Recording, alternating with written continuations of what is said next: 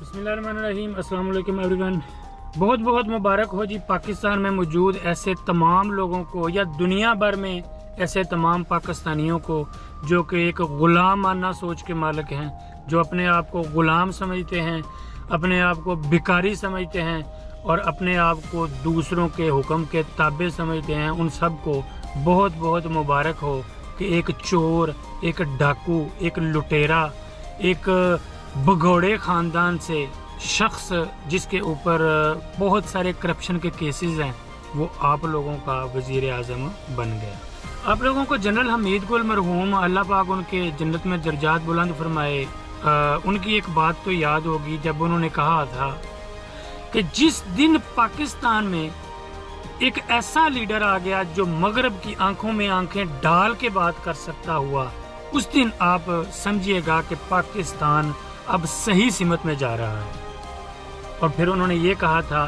कि उस दिन आप देखेंगे कि पाकिस्तान में मौजूद तमाम यहूदी एजेंट इकट्ठे हो जाएंगे, पाकिस्तान में मौजूद तमाम बैरूनी आलाकार इकट्ठे हो जाएंगे। एग्जैक्टली ऐसा ही हुआ, हम सब इस बात के गवाह हैं। लेकिन व तो इज़्ज़ु मन तशा व तो ज़िल्लु मन तशा, ये अल्लाह की ज़ात ही है जो जिसको चाहे इज्जत दे, जिसको चाहे जिल्लत दे, और जिसको चाहे इक़्तिदार दे और जिसको चाहे इक़्तिदार उससे छीन ले। और फिर ये अल्लाह ताला की ही ज़ात है जो इक़्तिदार दे के भी इज्जत छीन ले और इक़्तिदार छीन के भी इज्जत अता फरमा दे। ये अल्लाह ताला की तक़सीम है, बंदे की नहीं है। अब मैं आप लोगों को एक छोटा सा ऑडियो वीडियो क्लिप दिखाता हूँ, वो देखिए, उसके ऊपर अपनी राय का इजहार ज़रूर कीजिएगा। और फिर मैं बात करता हूँ इमरान खान की चंद एक बड़ी बड़ी गलतियों की। समा को बहुत मौका दिए, लेकिन समा जो है वो जो ये इनका एंकर है नदीम मलिक साहब, और जिस तरह की समा की न्यूज़ है, अब हमारा और पैक नहीं चल सकता समा के साथ। तो आज से समा के एड्स बिल्कुल बंद है, ठीक है। 24 चैनल को, समा को, 92 को और क्या नाम है इसका, ARY को कोई ऐड नहीं जाएगा बिल्कुल। एक मिनट थैंक यू। लेकिन मैं ये नहीं कह रही कि वो जोड़ के बनाई हुई है या वो मेरी आवाज़ नहीं, वो मेरी आवाज़ है। अच्छा, दूसरी बात क्या की आपने, दूसरी जो एक सेकंड, और जो दूसरी बात आपने कही वो ये है कि उनको हज़ारों फ़ोन कॉल्स जा रहे हैं और उनको मैसेजेस जा रहे हैं। तो जाहिर है जब मेरे दिल को बहुत तकलीफ़ पहुंचती है जब सच बोलने की सज़ा, सच लिखने की सज़ा, टीवी पे सच कहने की सज़ा सहाफ़ियों को दी जाती है। एक मुल्क उतना ही आज़ाद होता है जितनी उसकी सहाफ़त आज़ाद होती है। मेरा मीडिया सेल था, मेरा कोई मीडिया सेल नहीं है। एक प्रोपेगेंडा चलाया जा रहा है, वो मेरी पार्टी का मीडिया सेल मैं तब चला रही थी। मेरा कोई मीडिया सेल नहीं है, देखिए वो मेरी पार्टी का मीडिया सेल मैं तब चला रही थी। सहाफियों को खरीदा गया, उनमें पैसे बांटे गए, 10 अरब रुपया आवाज ने अपने मनपसंद चैनल्स को बेचा। मैं ये नहीं कह रही कि वो जोड़ के बनाई हुई है या वो मेरी आवाज नहीं, वो मेरी आवाज है। मरियम नवाज के आज का जो एतराफ़ है गैर इखलाकी तो है ही, उसके साथ साथ ये गैर कानूनी भी है। ये जो मामला है इसके ऊपर इंशाअल्लाह ताला हमने एक सीरियस इंक्वायरी करने का फैसला किया है। हमारे पास जो क्लिप था जहाँ पे मरियम कह रही हैं कि इन चैनल्स के एड्स बंद कर दिए गए, उसकी मरियम ने खुद से आज तस्दीक की है प्रेस कॉन्फ्रेंस के अंदर, और इसके 3 डिफरेंट वर्जन जो थे वो सोशल मीडिया से हमारे तक पहुँचे थे। पहला था एक सिर्फ समा से ही मुतल्लिक, हम समा के साथ और नहीं चल सकते, इनके एड्स बंद करने। दूसरे में वो 4 चैनल्स का नाम आता है जिसकी उन्होंने खुद से तस्दीक कर दी, और एक उसका कंप्लीट वर्जन बताया जाता है कि ये कंप्लीट रिकॉर्डिंग है।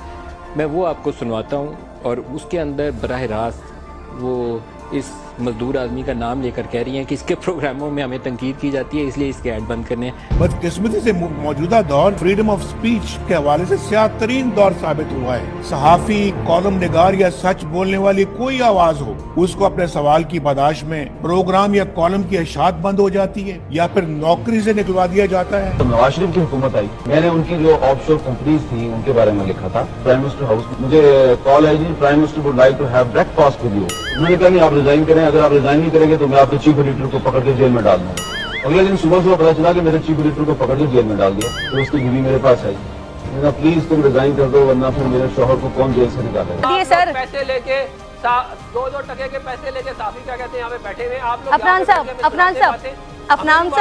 अफनान साहब मेरी बात सुनिए सर। सर मैं आपके लहजे में आपको जवाब दे सकती हूँ, लेकिन सर प्लीज सर मैं आपको आपके लहजे में जवाब दे सकती हूँ, लेकिन सर मैं नेशनल टीवी का ख्याल करूंगी और आप भी करेंगे सर। प्लीज सर ध्यान से बात कीजिए सर, तमीज से बात कीजिए। आप हर तरह का आर्गुमेंट कीजिए। ये किस किस्म की बात कर रहे हैं आप? 2 टके की साफी सर क्या कहना चाह रहे हैं सर? प्लीज मुझे मत बताएंगे 2 टके 3 टके। प्लीज सर अफनान साहब साबित कीजिए, साबित करें अफनान साहब, साबित करें सर साबित करें। मेरे शो में कह रहे हैं आप, मुझे साबित करें सर। है आपके पास कोई सबूत? सर इल्जाम लगाने से पहले साबित करें। अफनान साहब ये हाल है आप लोगों का। सर आप लोग झूठे इल्जाम लगा देते हैं सर। अफनान साहब आप लोग झूठे इल्जाम जी। तो क्लिप आपने देखा, तो बहुत बहुत मुबारक हो जी आप लोगों को। ऐसे लोग जो गुलामाना सोच के मालक हैं, खानदानी और जहनी गुलामी का शिकार हैं, उन सबको बहुत मुबारक हो कि एक ऐसे खानदान से शख्स जिनकी ईदें भी लंदन में, जिनकी शबरातें भी लंदन में, जिनकी जायदादें भी लंदन में, जिनकी औलादें भी लंदन में, जिनकी पढ़ाइयाँ भी लंदन में, जिनके इलाज भी लंदन में, जिनकी शादियाँ भी लंदन में, जिनकी वफातें भी लंदन में और हुकूमतें पाकिस्तान में।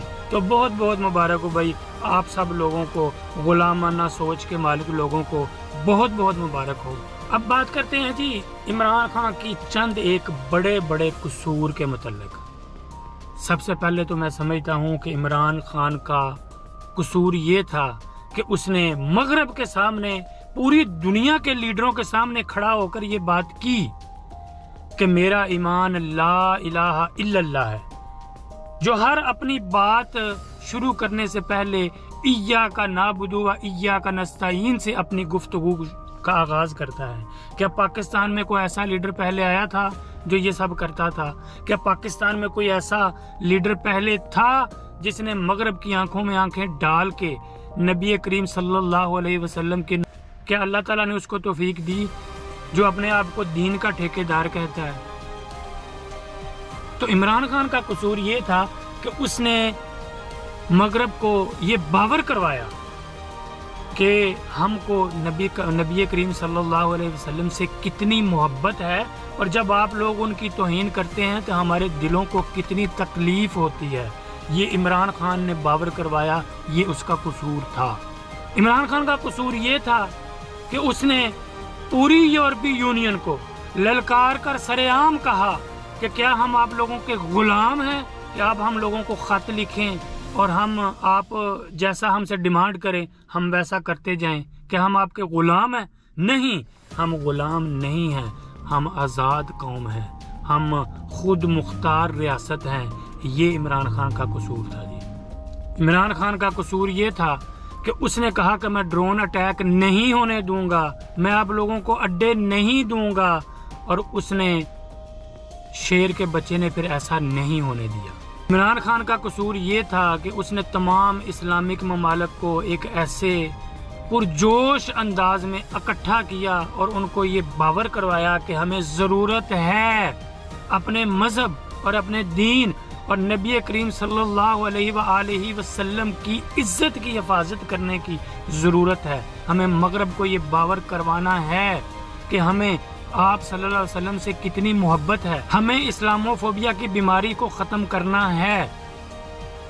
इमरान खान का कसूर ये था कि उसने इस्लामोफोबिया के खिलाफ करारदाद पेश करके पाकिस्तान की तरफ से, याद रखिएगा, पाकिस्तान की तरफ से पेश की गई करारदाद को मंजूर करवाया।